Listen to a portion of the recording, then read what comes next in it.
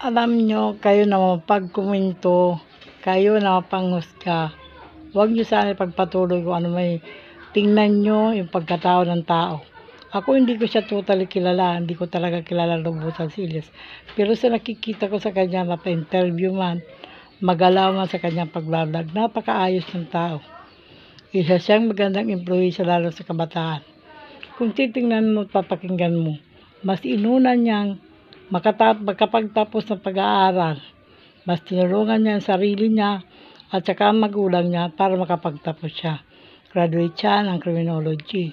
At hindi niya inuna ang pagpupulit. Mas inunod niya ang gusto niya dahil sa hangarin na mahango ang pamilya at makauwi ang nanay niya para mabuo ang pamilya nila. Yan ba hindi niyo makikita kung bakit man siya ngayon biglang sumikat? Blessing yan dahil sa napakabuti niyang tao. Maganda siyang impluwensya sa lahat.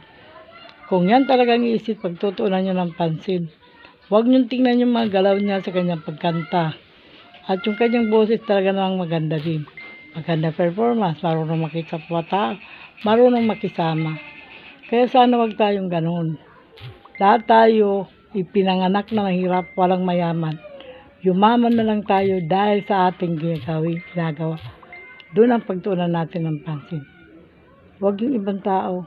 Kung lahat ng tao ay ganyan, maniwala kayo sa akin, walang gulo ang Pilipinas o kahit saang bansa.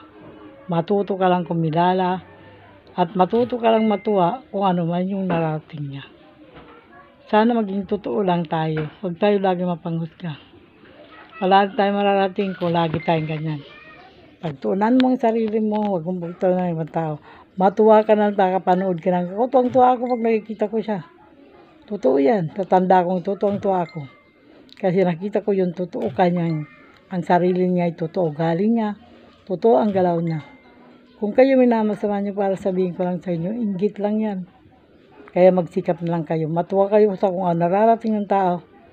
Imbis na i-down nyo siya, i-bash nyo siya, wag ganon. Pagdasal nyo siya na lalo pang lumaganap yung ganyang ugali, ganyan matuto yung anak niya. At sana yung ibang tao, ipamulat nyo na yan ang dapat tularan. Hindi siya masamang impluwensya. Napakabuti niya kung isipin mo lang. Kung tayo nga, hanggang ganito na lang, siya nagsikap para may marating. Tandaan nyo, gumagawa siya ng mabuti sa pamilya at sa kapwa-tao. Kung bakit gano'n ang mga tao sa kanya kasaya, marunong siya makipagkapwa-tao. Kilalanin siya mabuti. Salamat lang. God bless sa lahat.